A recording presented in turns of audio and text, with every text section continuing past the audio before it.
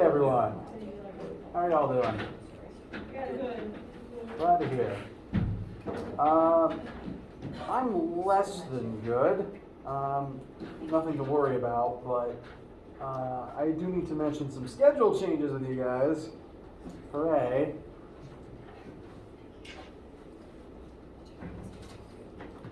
Thank you. So, you know how on Sunday I sent out an email saying that I'm going to need you guys to be a little bit patient while I figure out some details and the schedule is going to be in flux for a little bit? That looks to continue because I have to go to a funeral on Monday.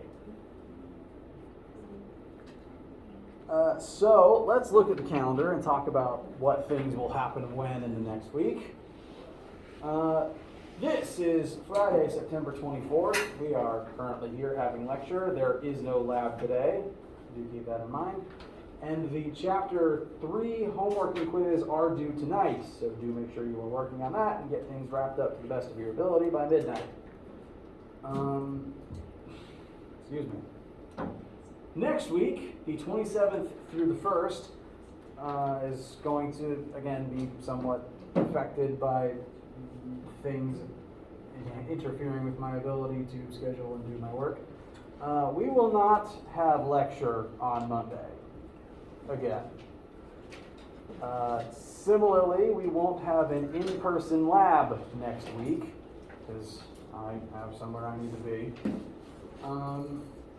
Instead, because we're moving into the part of the class where we're talking about forces and Newton's laws, and there's a lot of labs related to those that we do need to get through. So today, my plan is to email out a virtual remote lab for next week. I'm hoping to get it out to you guys today so you can have it and begin it, and I'm planning to make it due Monday, October 4th, so that you have all of next week to work on it with your lab groups. My plan for it is to be, because we're starting forces in Newton's laws today, my hope for it is to be an investigation into forces and measuring some specific situations, but using simulators that I have access to, because the plan is for you guys to be able to use the simulator to set up some situations and immediately be able to get force readings out of the simulation that you can then do some calculating and some approximating from.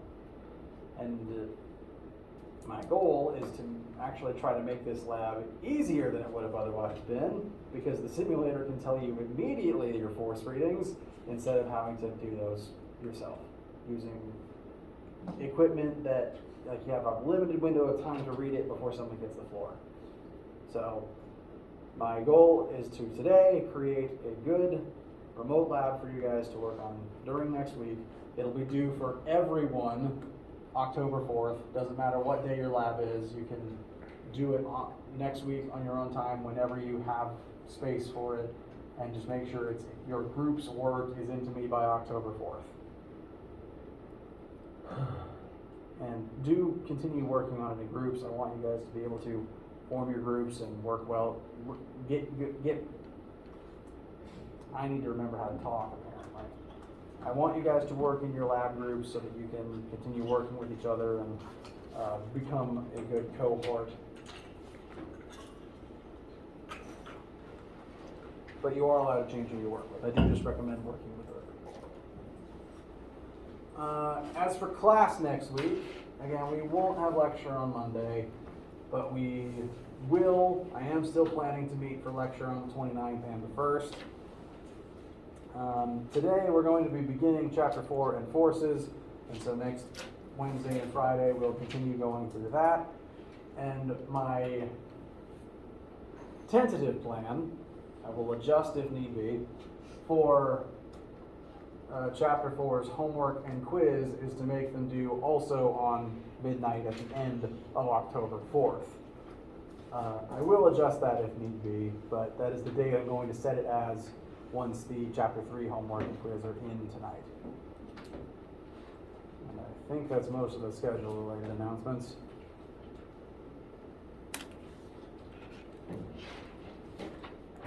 Any questions, needs, concerns about any of that information? Okay. I do appreciate you guys checking your emails and being patient with me, because I certainly didn't plan any of the events of the last 2 weeks, and I apologize for my inconsistency. I'm hoping that starting from the back half of next week onwards, we're able to continue meeting with no problems. Although, actually we'll have fall break midway through October, so keep that in mind.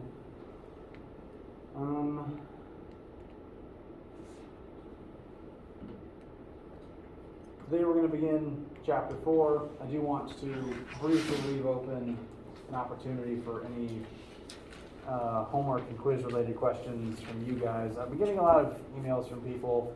I'm trying to get back to individuals about their specific questions. But besides the emails that I've already gotten, I've got 2 sitting in my inbox I still need to work on. Is there any other general questions from you guys about Chapter 3 before we begin looking at Chapter 4 today?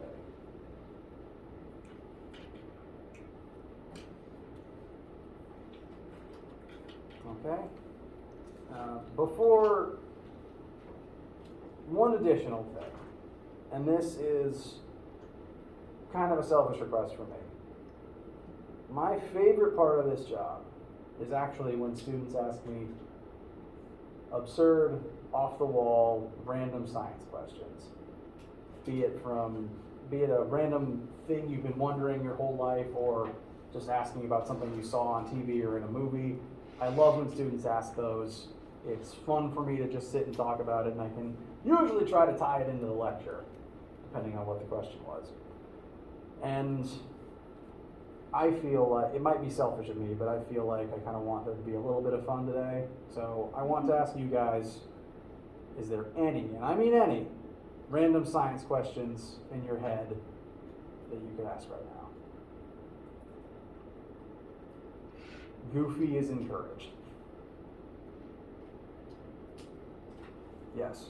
I was watching Spider-Man 2 the other day, and the one with Tobey Maguire where he stops the train. Okay. I was wondering how much force he's holding by stopping the train over the time of when speeding up to when it stops. Okay, I can definitely tie that into what we're going to look at today. So, brief spoiler alert. If you haven't seen the movie in question, Spider-Man 2, this was from the early 2000s, so you all would have been, I don't know, 5 maybe. I myself was only like maybe just a teenager. Spider-Man, like a lot of superheroes, is just trying to use brute muscle to slow down a train. And the main formula we're going to be looking at today actually is the one you wound up asking about. Force equals mass times acceleration. Slowing down a train counts as acceleration. So to be able to do that math, you would need to know, 1, the mass of that particular New York train and all of the people on it, which would take a lot of either looking up facts about New York or frame-by-frame analysis of the film.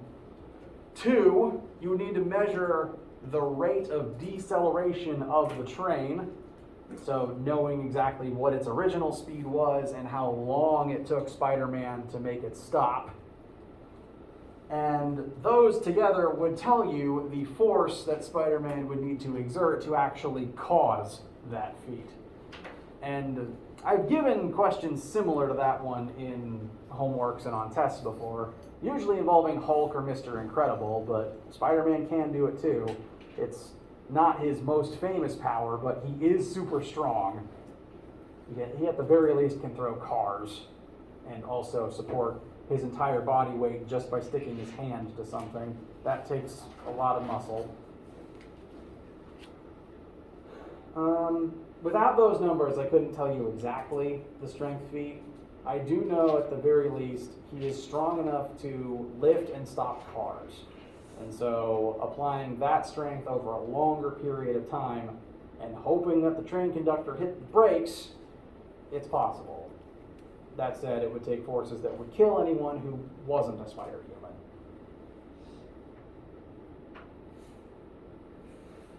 or a Green Rage Monster, or Mr. Incredible.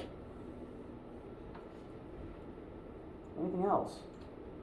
Again, silly is encouraged. Yes. So one of the laws for Newton indicates that if you basically throw something on the ground, it will go back in the opposite direction in the same way. No. It would have the potential to. Mm-hmm. Imagine if we try to do it in a different way, like taking the ball and throw it, but throw it as much as you could to make it go like off the space, like to the space or something. How much force does that need? So you would need to exert enough force on the object to accelerate it up to escape velocity. Because in order to actually get out of Earth's atmosphere, it takes a lot of force and you have to be moving very fast. I don't actually know the numbers. It kind of depends on the object in question.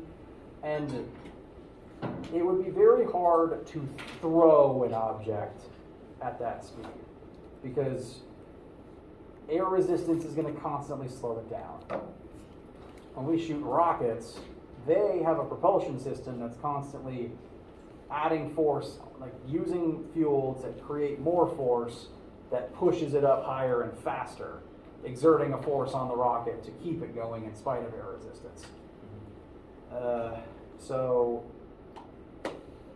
again, it would depend on the object, and I don't know the exact numbers needed for a speed to actually break our atmosphere, but just me guessing, because you would have to give it enough energy all in one go to get it all the way through the atmosphere without slowing down to a stop.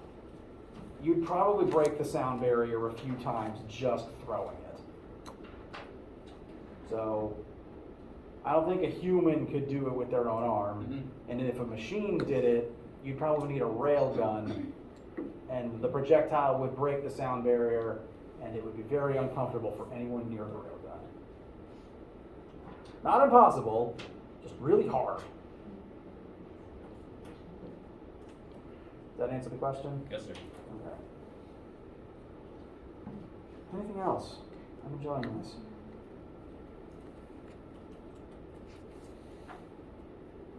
It would be easier if it had a propulsion system, but then it's just rocket science and not how fast can you throw something. All right.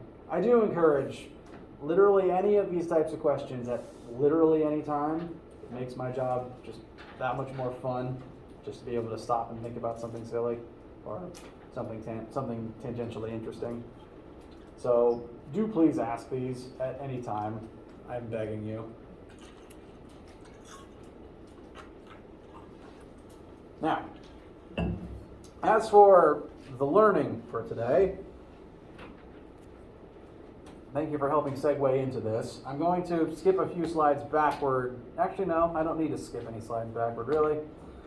I'll just leave it here while everyone's copying down as I read out loud. So, if I could summarize most of this class in a nutshell, Physics 1500, it would be basic mechanics.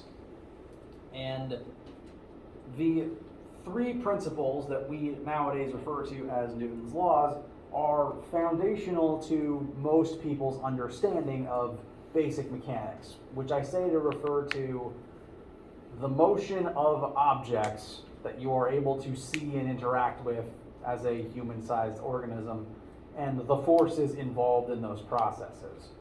If you've ever seen something move or made something move, it's involved mechanics somehow. This is different to, say, Physics 1510, which if you stay and take that particular class because you need that credit too, that's going to be less about mechanics and more about things like electricity, magnetism, heat and thermo, and light. So much less physical, much less mechanical things.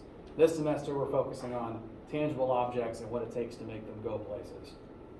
And again, Newton's law is very important to, it formed the backbone of Western thought on these things for hundreds of years, all the way to today still. Newton is not the only human to have ever thought about these things.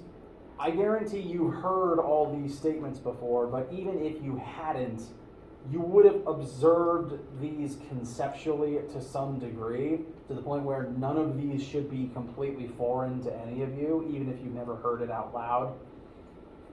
Humans have been thinking about this stuff and making these observations since the beginning, and lots of different scientists from different points in history and different parts of the planet have done work on this. But Newton is remembered as, I guess, the first European to write them down and get famous for having written them down. So that's why his name is the one that wound up being attached to it. Regardless of who wrote them down, though, again, they are foundational to how we understand the world around us moving. And so the three laws, which I will read aloud quickly before we dive into each of them individually. First law states, an object at rest stays at rest, and an object in constant motion stays in constant motion, unless acted upon by an outside force. Law 2 has a written paragraph definition, but because physicists, our literal job is to use math to explain the universe, that word definition got translated into the math formula in front of you, and well, it takes fewer pencil strokes to write that. So most people just summarize Law 2 as F equals ma. I do it. If I ever ask you, what's the second law of motion? Writing F equals ma is a completely acceptable answer. Yes? Do forces in general, like, I mean, height could actually affect that, the greater the force or not? Depends on the force you're talking about. You mean gravity? Yeah, so like, I'm basically on a hill and I'm throwing it like that. Yes, so gravity specifically is a force that is affected by your distance from the object doing the attracting. So the higher up you get, the weaker the force of gravity. Also, the closer you get to Earth's core, the stronger the gravity, which is why the core of the Earth is some combination of molten and highly pressurized. To briefly describe the formula, the Greek letter out front is capital sigma, which in math means the summation of. So sigma force is the sum of all of the forces acting on a specific object. I'm going to frequently refer to this term as net force. So net force equals the mass of the object times the resulting acceleration of the object. More on that in a minute. Law 3, which is probably the one that is said the most out loud by just common non-physicists, at least to my experience in the US, but also the one that is the most misunderstood, at least in terms of its technical definition. Said technical definition, it's not very long. For every action force, there is an equal and opposite reaction force. Actually, I suppose I could write a whole paragraph about that, but for right now, we'll stick with that and expand furthermore. Because I could probably do a whole chapter just about Law 3, and next week I'm planning at least one full lecture just probably about Law 3 and other types of forces that we'll encounter doing those problems. We'll keep it simple for now. Since this is the longest one, we'll save it for next week. Any questions about just these basic descriptions before we dive in further? Yes? Doesn't rule number 3 indicate like if you basically something bouncing, it will just, if it bounces down, it's going to go in the opposite direction as well as the same force? Right. If something hits the floor, it will exert a force on the floor in that collision, and the floor will exert an equal but opposite direction force back on it. Mm-hmm. Now, bouncing is a little more complicated because if you drop an anvil, it's not going to bounce, it's just going to create a crater. Mm-hmm. If you drop a rubber bouncy ball, there's some weird forces involved in the fact that it's going to contract and then re-expand, and that's what actually lets it bounce properly, whereas the anvil doesn't do that. So it starts to become a little more complicated, but that is the basic reason. At the very least, it's the reason why when you hit the floor, you don't crash through the floor. Because the floor pushed up on you to keep you from plowing into the ground. But when does actually the ground will get crashed? The ground would break if it cannot withstand the force acting on it. Okay. So, like if you sit in a chair that's just old and can't handle the weight of a human anymore, you know, your weight will be exerted down on it. It will try to exert the same force upwards, but if it's too broken to physically do that, it'll break and you'll fall through it. So, this is meant to always happen, but if the object can't handle it, it shatters. Yes. How come you didn't mention inertia in the first one? I am getting to that. I will get to that I've one. never seen that without inertia in it. Interesting. Well, I'm definitely getting to that point. Part of it is due to the fact that I lost my up-to-date version of this slideshow, and I'm still modifying it, and this is a modification I didn't have time to type out this morning, which is why it's on the board in marker. So I will be, again, refining the notes that are currently on the website, and do keep checking back to them if you want, if you use them to take your own notes. Before we move much further, I've been saying the word force a lot, and so I want to formally define that for you guys. Force is one of those things that everyone has at least a basic conceptual understanding of, because you exert them all the time, and they're constantly being exerted upon you. Anytime you pick something up, there's a force involved. And the definition of force I am going to present to you guys today is a push or a pull on an object with mass. Because every force you've ever exerted has been on something, and that thing is an object of mass. Additionally, because you can't push or pull without a direction being involved, force is a vector. By its very nature, you cannot push or pull without the object being forced or accelerating in a direction. So, force is very much a vector. It's probably the vector.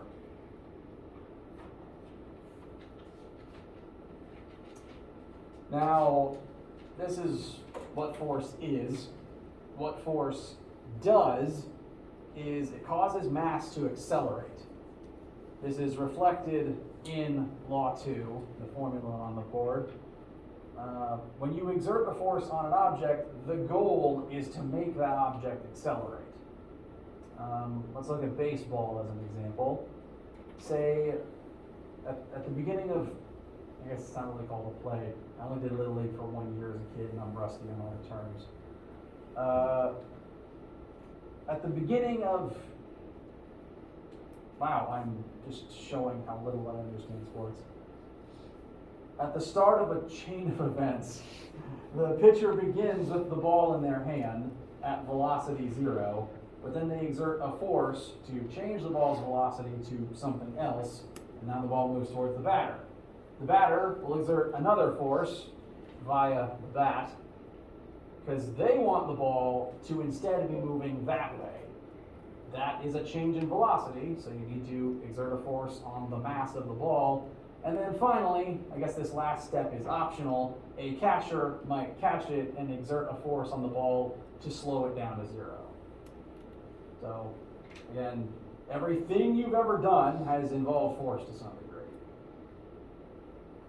And in this class, because we're going to be using the metric system, the unit we are going to measure force in is newtons.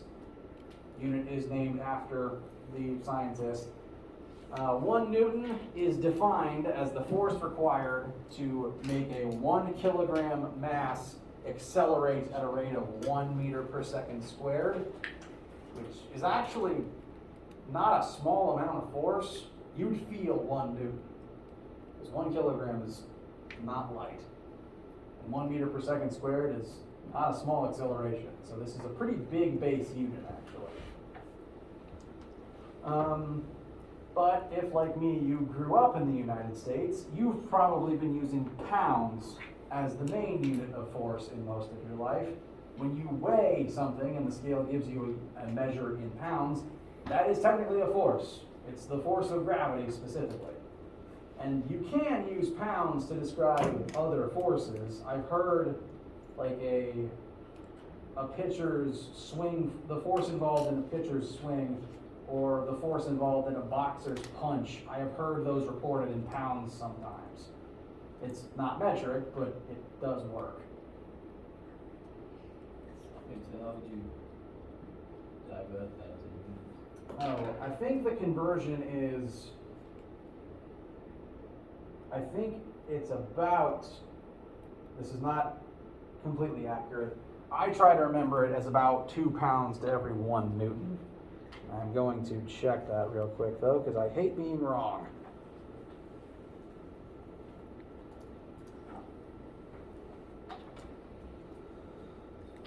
Oh, it's 4. Thank you. Yep. So I'm actually going to round it up to about 4.5 newtons per pound. So no one has to do this calculation out loud, but whatever your weight in pounds is, multiply it by about 4.45, and that is your weight in newtons.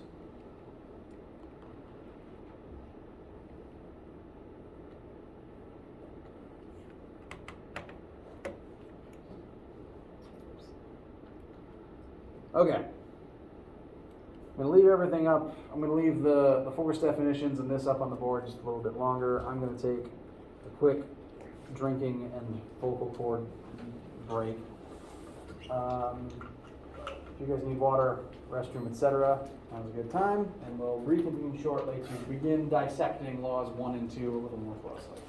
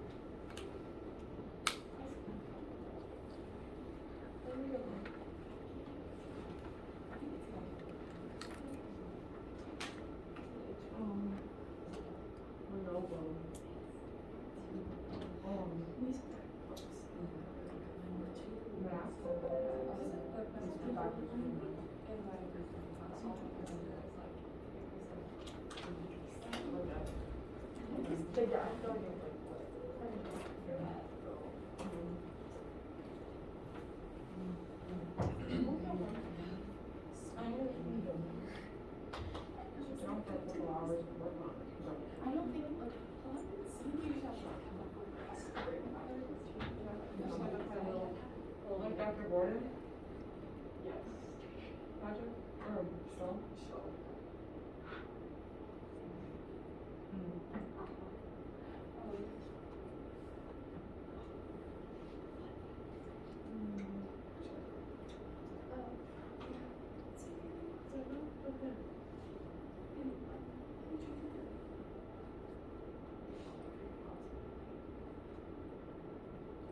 I think I went to go talk to Dr. Bailey today, which was helpful.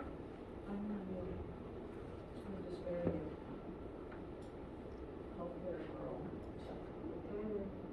Because I like that stuff anyways, and I thought I want to do rural health.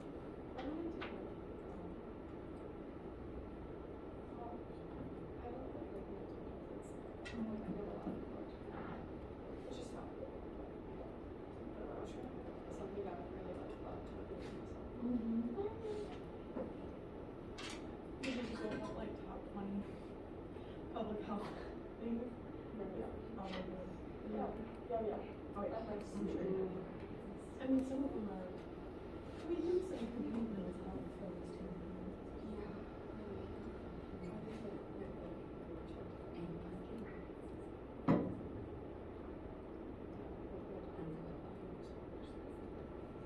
Oh, yeah.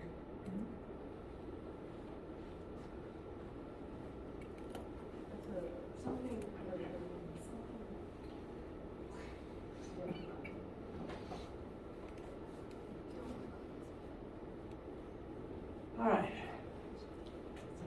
guys feeling? And does anyone need anything before we continue?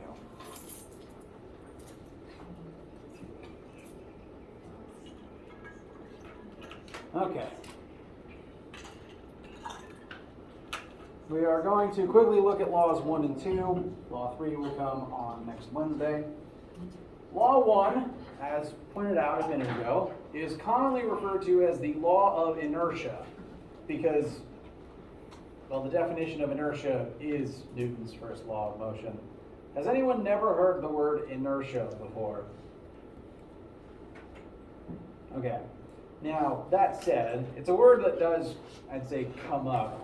But outside of scientific and physics circles, it's a word that's not often defined. I, as a kid, definitely remember hearing the word inertia in the Science Guy theme song, but I couldn't tell you when I was a kid, I couldn't have told you what its definition was. Here in this physics class, we are going to define inertia as an object's tendency to remain in constant motion, which is, again, just Newton's first law again. Does it also mean like its tendency to remain unchanged? Yes, when I say constant motion, I am referring not only to being stationary, but also to the state of moving at a constant non-zero velocity. Both are technically forms of constant motion. And what the definition of inertia and Newton's first law tells us is all objects, by virtue of being made of mass, want to keep doing whatever it is they're currently doing. All matter, technically speaking, is lazy. And I can't fault it for that. As an example, just looking at the objects currently on all of the tables in front of us, all these things are made of mass, and right now they are, from our frame of reference, stationary. And is that going to change by itself? No. Your own experience and the first law tell us that these objects want to remain stationary. Their mass, their inertia, is literally compelling them to remain still until something else comes along and forces a change. Literally forces a change by using force. Yes? Does that mean when I'm basically driving the car, I don't have my seatbelt on, and I'm driving the car and I stop the car, does that mean I'm basically going to leave the car out of the windshield? The potential for that exists, yes. Okay. So, wear your seatbelts because you and your car are technically separate objects. As pointed out, if you are driving a car at probably interstate speed and you hit the brakes on your car, the brakes and the friction from the tires will exert a force to change the motion of your car. But if you're not wearing your seatbelt, there's nothing exerting a force on you separate from your car to change your velocity. And you, in the car, are moving at interstate speed. So you will keep moving forwards, and your car will stop without you, which usually results in you getting crashed into your windshield and potentially out of your windshield. This is you see this less in car crashes and more often in motorcycle crashes, because there's not much to keep you attached to a motorcycle if the bike gets ripped out from under you. Now, I think a better example of objects remaining in motion until forced otherwise is actually in space. Because everything that you see in the night sky, all the meteors, planets, etc., they're all moving. And if you were on the space station doing a spacewalk and you just chucked a baseball towards the void, it would just keep going. Because there's not really much in the way of gravity to slow it down, and there's no air resistance to slow it down. So once that mass of the ball is moving, it wants to keep moving, and it will do that literally until something stops it. Technically, the planet you're on right now is doing that too. You don't notice it because you're on it, moving at the same speed, but Earth is moving at constant velocity around the sun all the time, and the sun is moving at constant velocity orbiting the center of the galaxy.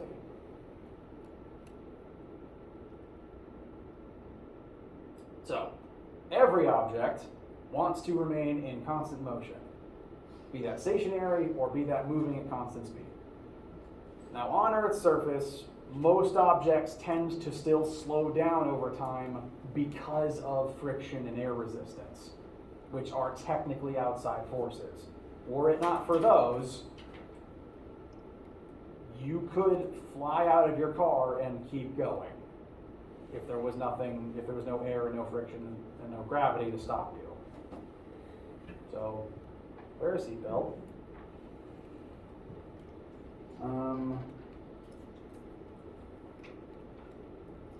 Next, let us look at Newton's second law, which again has been reduced down to this formula. It's a good formula though, and it's, again, one you've probably used before to some extent. At the very least, you've conceptually noticed the relationship between everything in the formula. I did watch a lot of science shows as a kid, and even though I couldn't remember inertia from them, I remembered this formula. But even if I didn't, I remember this formula best from my Taekwondo class, because my instructor was a very smart man, and he told everyone, if you want to punch something harder, you either need a bigger fist or you need to swing your fist faster. Those are the only ways to punch or kick or headbutt anything more powerfully. I don't recommend that last one. This formula tells us that if you exert a force on an object, that object has mass, it will accelerate, as long as that force isn't canceled out by any other forces. Now, at any given moment, there's usually multiple forces acting on any single object, because we live in a very complicated universe where gravity and friction exist. As an example, looking specifically at this red marker, what are some of the forces you think are presently acting upon it? Gravity. Gravity. Earth is pulling it down.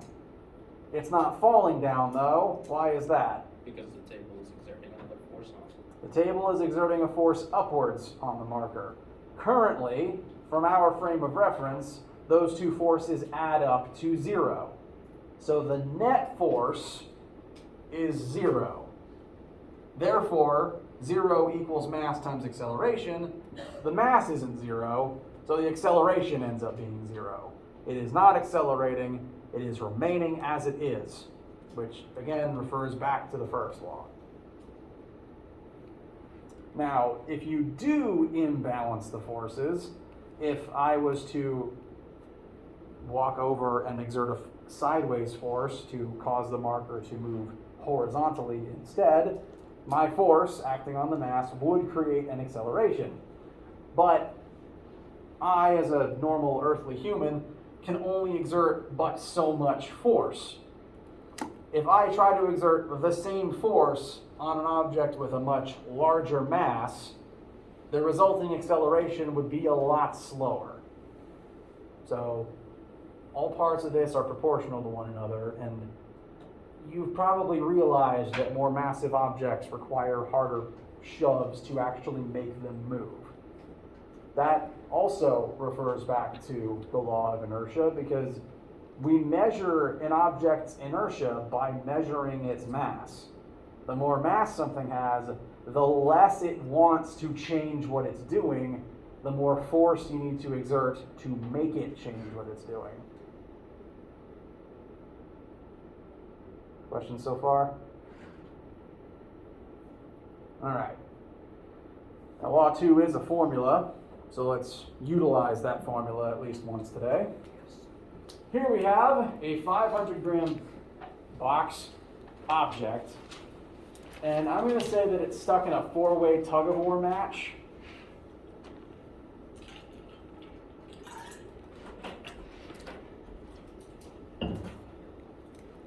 there are currently 4 forces acting on this particular object, each pulling in a different cardinal direction.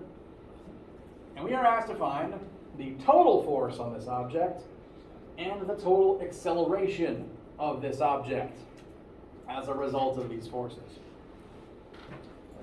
Now, first things first, finding the total force.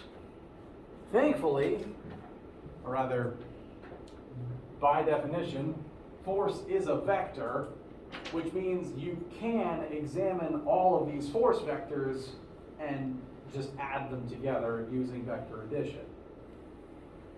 They're all pointing in slightly different directions, so one does need to be wary of axis and putting the correct sign on a few things, but we can still add them all together.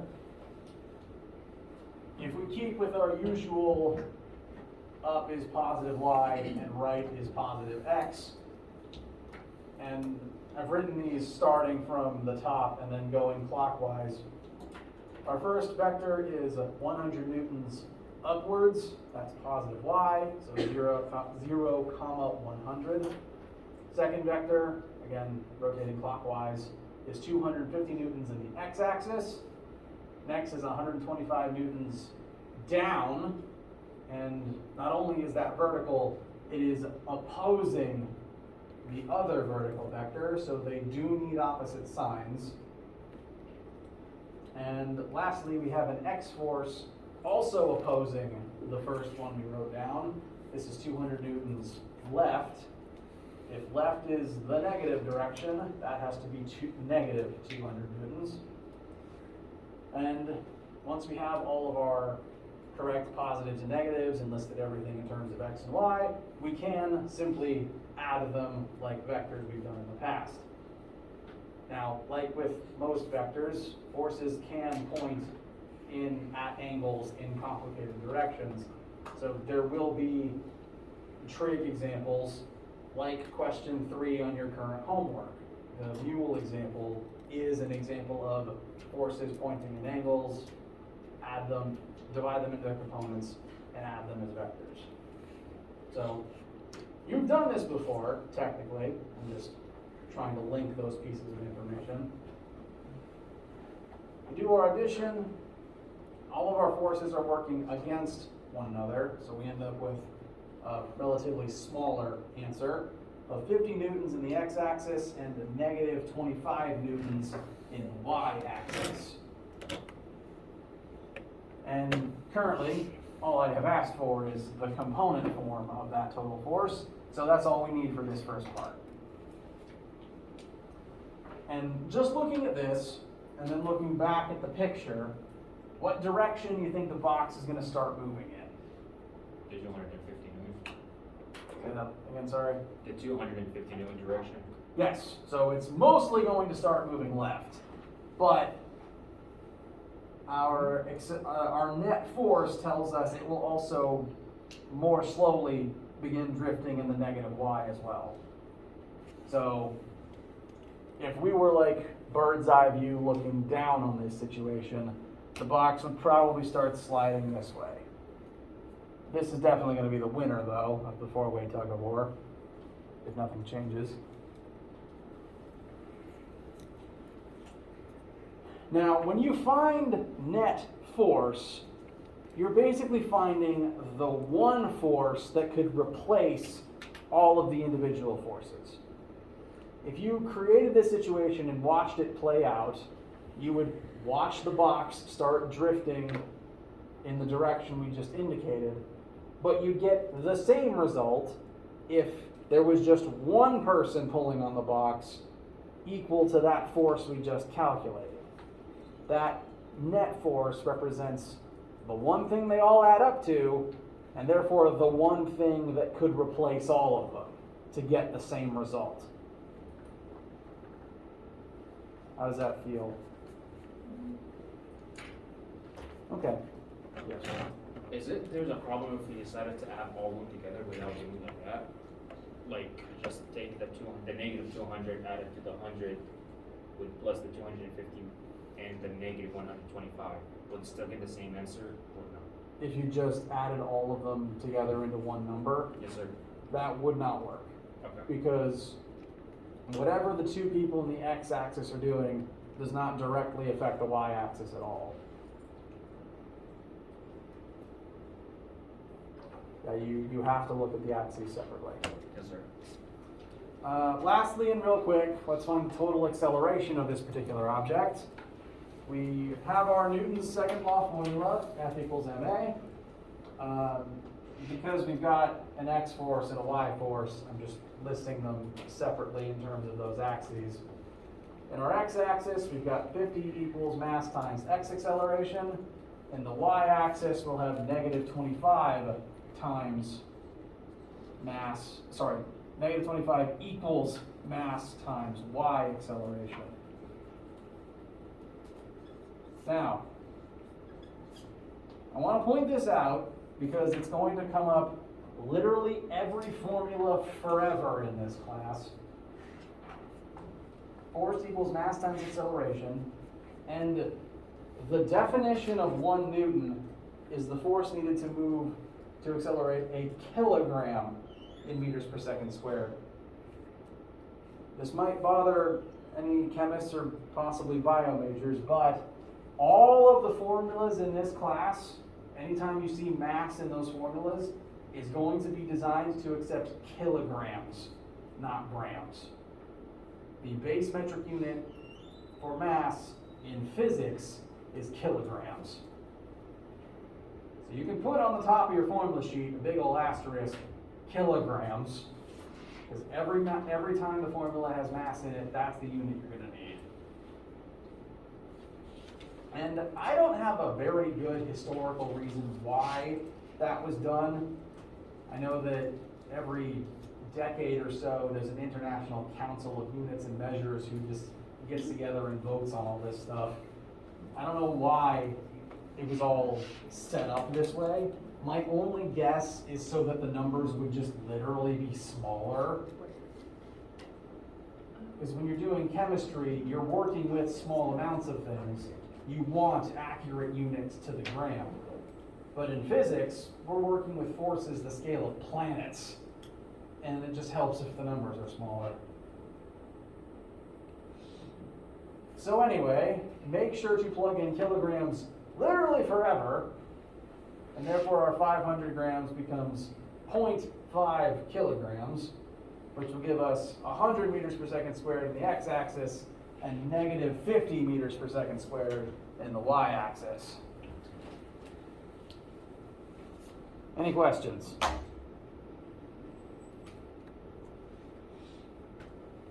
Yes.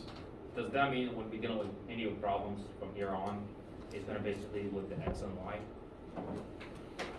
Yes. Most vectors, most questions, if the answer is a vector, you'll be asked either for the xy components or you'll be asked for magnitude and direction. Sometimes the direction will be assumed and you'll only have to list magnitude, but you will have to be thinking about axis and direction within that axis.